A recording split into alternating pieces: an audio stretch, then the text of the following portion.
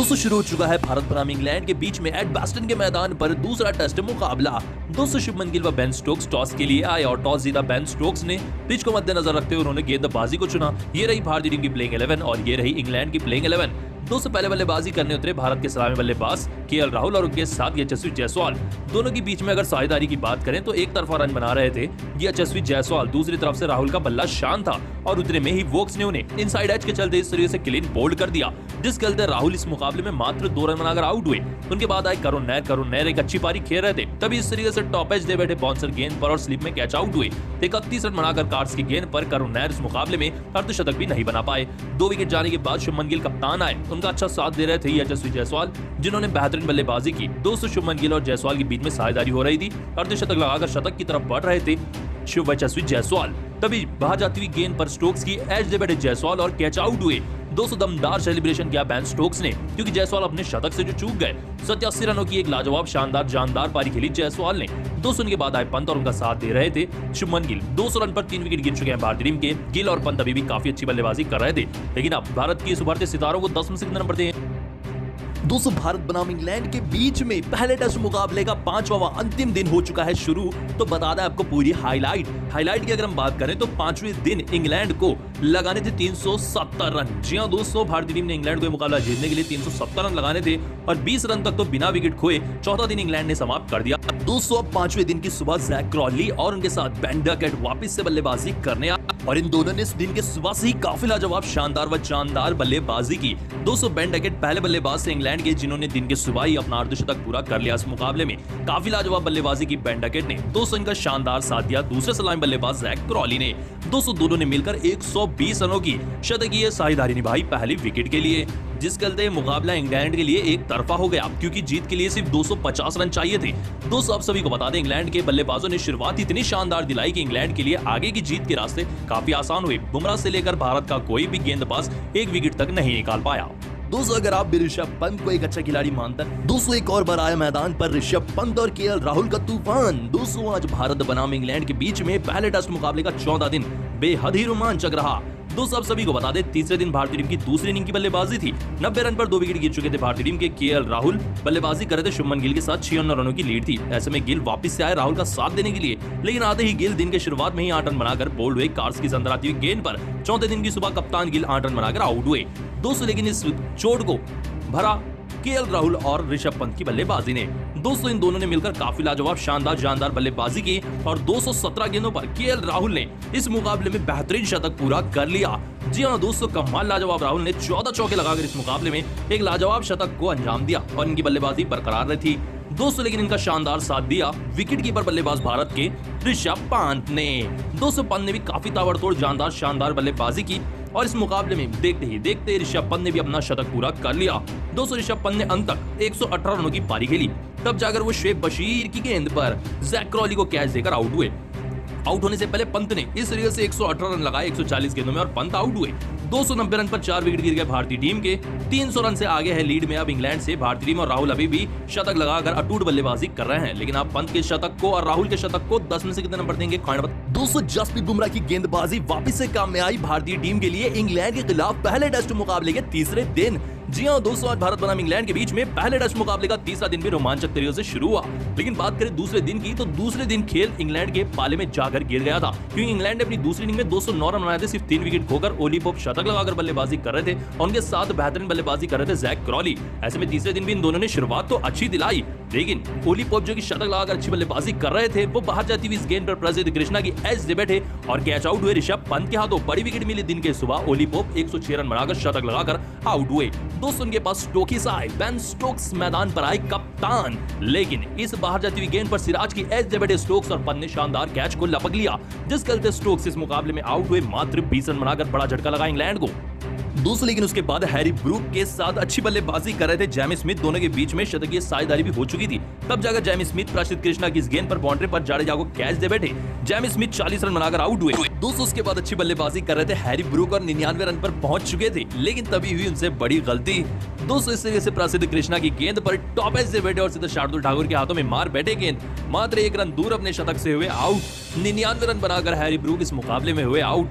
200 run के बाद जसप्रीत बुमराह ने क्रिस वोक्स को क्लीन बोल्ड कर दिया 38 रन पर और अंतिम विकेट भी सीरीज से निकाली जसप्रीत बुमराह ने कार्स को बोल्ड कर जिस खेलते 5 विकेट लिए जसप्रीत बुमराह ने और 465 रन पर इंग्लैंड की टीम को ऑल आउट कर दिया। दोस्तों भारतीय टीम के पास सिर्फ 6 रन की लीड थी और दिन समाप्त होने के लिए अभी भी 23 ओवर बाकी थे।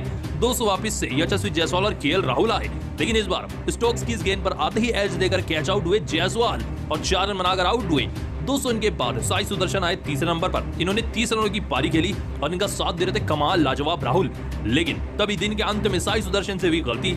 स्टोक्स की इस गेंद पर सीधा डीप मिड विकेट पर कैच दे बैठे साई सुदर्शन और 30 रन बनाकर आउट हुए। 290 रन पर 2 विकेट गिर चुके हैं भारतीय टीम के। बारिश के चलते यहीं पर मुकाबले को रुका दिया गया, जिस चलते तीसरा दिन भी पूरा हो चुका है। 96 रनों की भारतीय टीम के पास लीड आ चुकी है। अब कल गिल और केएल राहुल लीड को आगे बढ़ाकर इंग्लैंड को टारगेट देंगे। लेकिन आपको क्या लगता है इंग्लैंड के लिए कितना टारगेट देना चाहिए भारतीय टीम को? इसका जवाब कमेंट में एक बार जरूर बताते हुए जाएं। सिराज को देखकर हवा में बल्ला फेंक दिया बेन स्टोक्स ने और सिराज ने दिया करारा जवाब। दोस्तों इस मंजर की आपको आगे वीडियो भी बताते हैं। दोस्तों ये मुकाबला हुआ भारत और इंग्लैंड के पहले टेस्ट मुकाबले के तीसरे दिन, जहां इंग्लैंड की तरफ से पहली इनिंग में स्टोक्स बल्लेबाजी करने आए। उनके सामने गेंदबाजी करने आए मोहम्मद सिराज। दोस्तों आप सभी को बता दें, जैसे ही सिराज ने पहली गेंद फेंकी इस तरीके से स्टोक्स को 20 रन पर खेल रहे स्टोक्स एज डिबेट अपने बल्ले का और पीछे कैच आउट हुए स्लिप में, जिसके बाद सिराज ने काफी गुस्से में सेलिब्रेशन किया। दोस्तों अपने आप से काफी नाराज होकर बल्ले को हवा में फेंक दिया इस तरीके से बेन स्टोक्स ने और कुछ ऐसा रिएक्शन दिया जिसे देखकर सिराज को काफी गुस्सा आया। दोस्तों सिराज को लग रहा था कि उन्होंने मारने का इशारा किया है बेन स्टोक्स को। दोस्तों बेन स्टोक्स की बड़ी विकेट निकालकर सिराज का एग्रेशन काफी खतरनाक था। लेकिन दोस्तों आपको क्या लगता है, क्या ये बेन स्टोक्स का रिएक्शन गलत था या फिर सिराज का गुस्सा? हमें कमेंट में जरूर बताएं।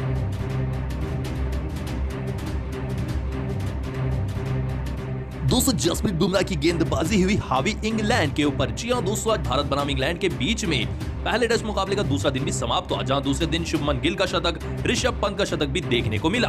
दोस्तों शुभमन गिल ने इस मुकाबले में बेहतरीन पारी खेली, ऋषभ पंत ने भी बेहतरीन पारी खेली। 134 रन ऋषभ पंत ने लगाए, 147 रन शुभमन गिल ने लगाए, जिस चलते 471 रन भारतीय टीम ने बनाए अपनी पहली इनिंग में और भारतीय टीम ऑल आउट हुई। ऐसे में दिन के अंत में अभी भी 50 ओवर बाकी थे।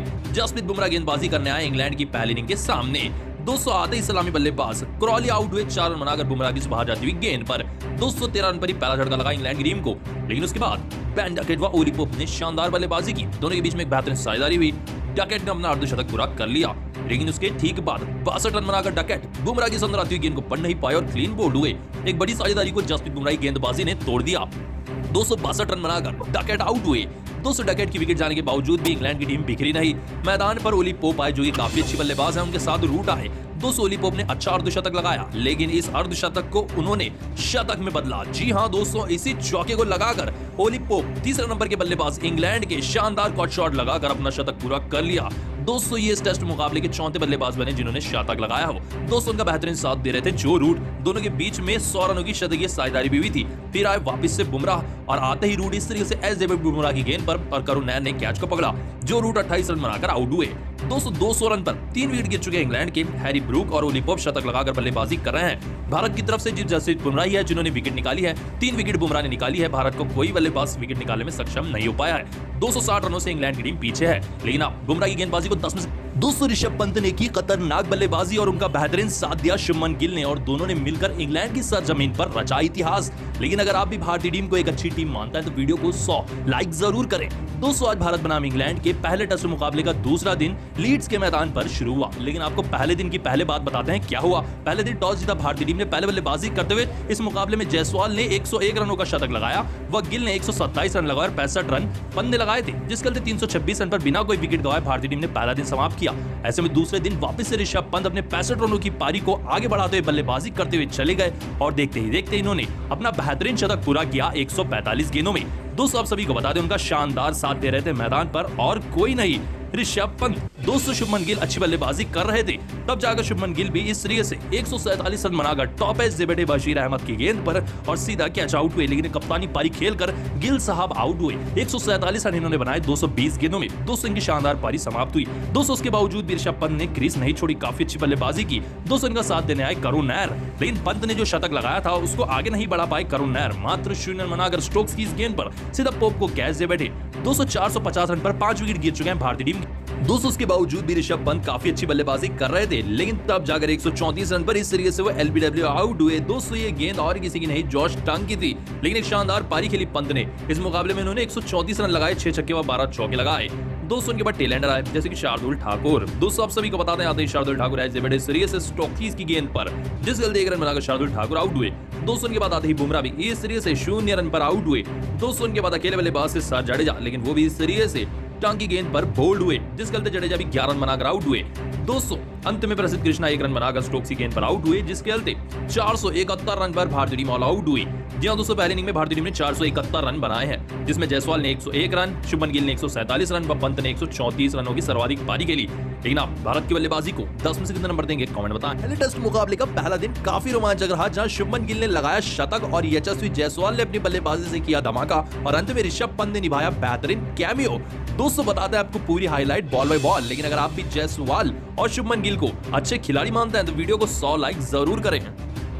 दोस्तों भारत बनाम इंग्लैंड के बीच में पहला टेस्ट मुकाबला शुरू हो चुका है। जी हां दोस्तों, इंग्लैंड के लीड्स के मैदान पर शुभमन गिल की नई सेना बेन स्टोक्स के सामने आई। बेन स्टोक्स ने टॉस जीता और भारतीय टीम को पहले बल्लेबाजी के लिए बुलाया, जिस चलते इस मुकाबले में यशस्वी जायसवाल, केएल राहुल भारतीय टीम के नए सलामी बल्लेबाज बनकर उतरे लीड्स के मैदान पर। लेकिन इस मुकाबले में शुरुआत की अगर हम बात करें तो काफी अच्छी थी। जायसवाल से लेकर राहुल तक काफी अच्छी बल्लेबाजी इन दोनों ही